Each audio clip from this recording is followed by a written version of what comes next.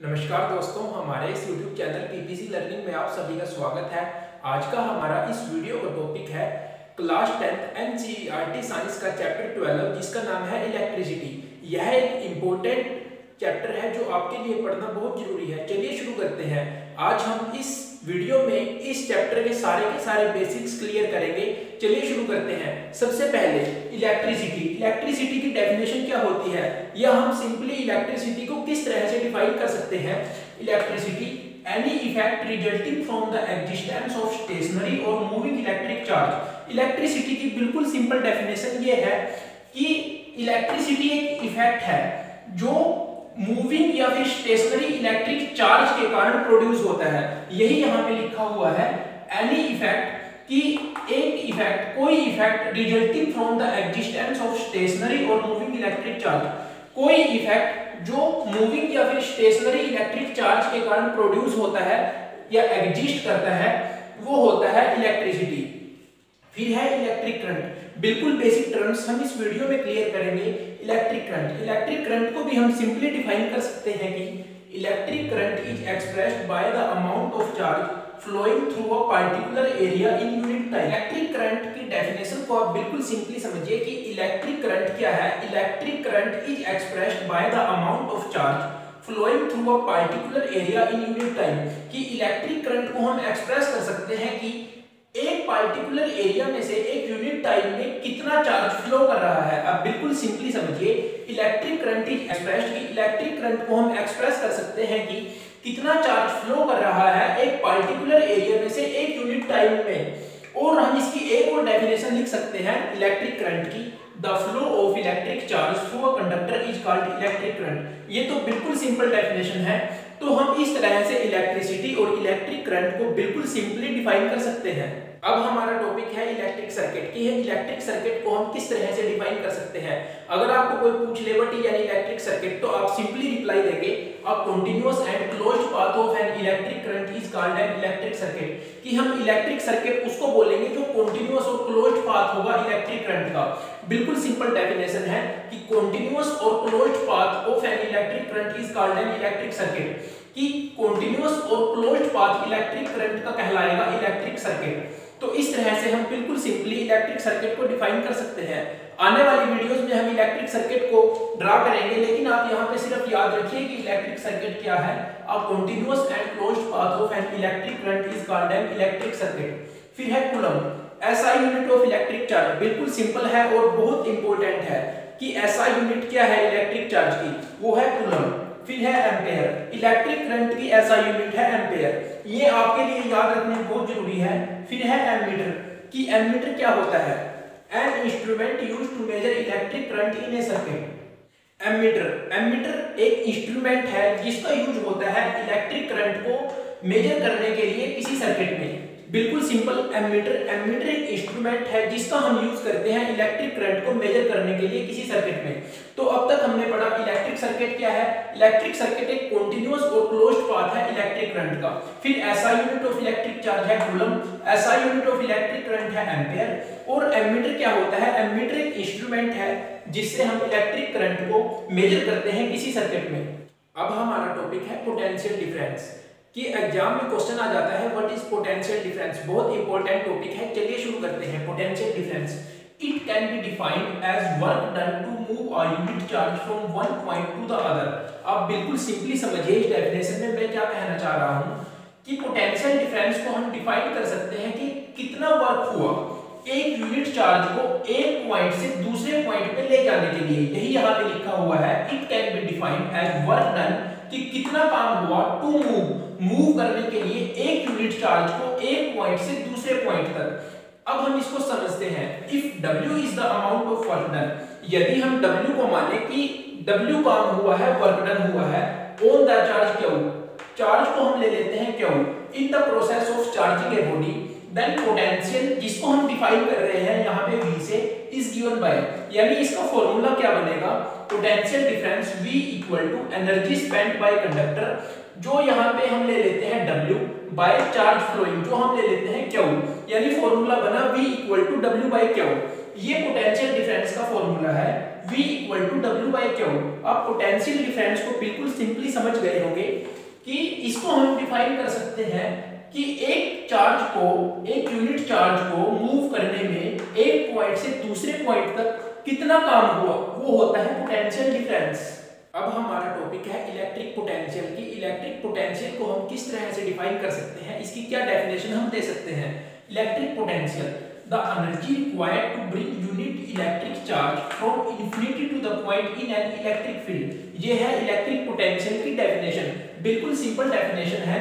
The energy required to bring unit electric charge from infinity to the point, infinity से लेके point तक कितनी energy require है एक यूनिट इलेक्ट्रिक चार्ज को लाने में, कितनी एनर्जी रिक्वायर है इंफिनिटी से एक पॉइंट तक लाने में इलेक्ट्रिक फील्ड में। मतलब द एनर्जी रिक्वायर्ड यानी कितनी एनर्जी रिक्वायर है ब्रिंग यानी लाने में इलेक्ट्रिक चार्ज को, यूनिट इलेक्ट्रिक चार्ज को इंफिनिटी से एक पॉइंट तक लाने में कितनी एनर्जी लगेगी। यह है इलेक्ट्रिक पोटेंशियल की सिंपल सी डेफिनेशन। फिर है वोल्ट। वोल्ट को हम किस तरह से डिफाइन कर सकते हैं। सबसे पहले आप याद रखिए कि पोटेंशियल डिफरेंस की एसआई यूनिट होती है वोल्ट। अगर पूछा जाए what is the SI unit of potential difference, तो हमारा आंसर होगा volt. Volt SI unit of potential difference. बिल्कुल सिंपल है, आपको याद रहेगा कि पोटेंशियल डिफरेंस की एसआई यूनिट वोल्ट होती है। वोल्ट को हम अगर डिफाइन करें, 1 volt is the potential difference between 2 points in A current carrying conductor. आप बिल्कुल सिंपली समझिए, 1 वोल्ट पोटेंशियल डिफरेंस है 2 पॉइंट के बीच करंट कैरिंग कंडक्टर में when 1 joule of work is done to move a charge of 1 coulomb.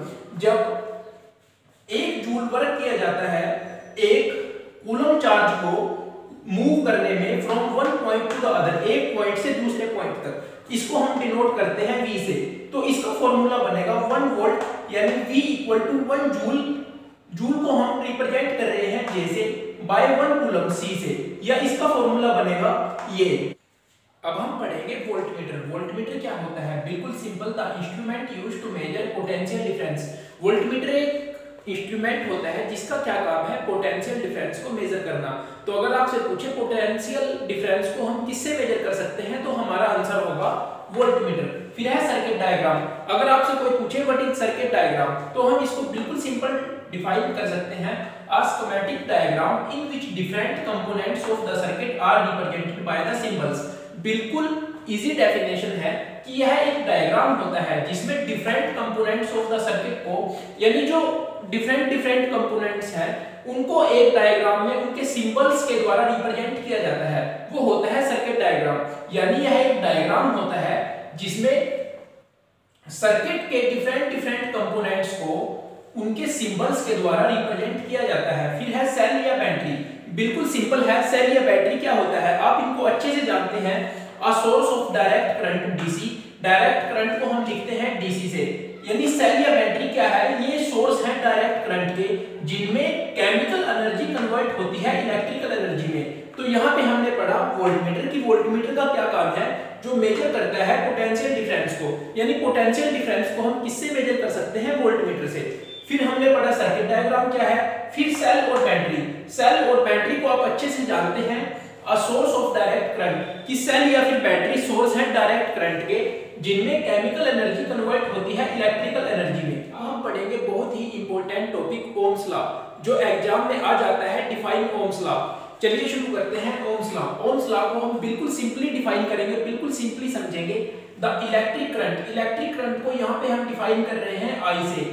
The electric current flowing through a metallic wire, कि किसी metallic wire से जो इलेक्ट्रिक करंट फ्लो कर रहा है is directly proportional to the potential difference across its ends, वो directly proportional होगा उसके पोटेंशियल डिफरेंस के।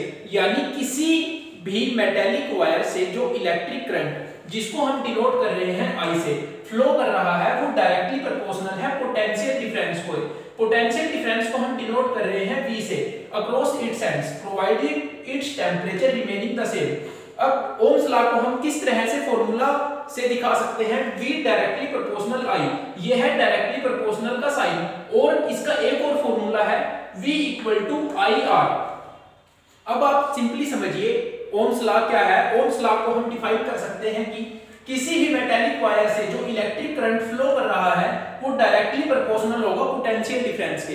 अब आप समझिए डायरेक्टली प्रोपोर्शनल क्या होता है।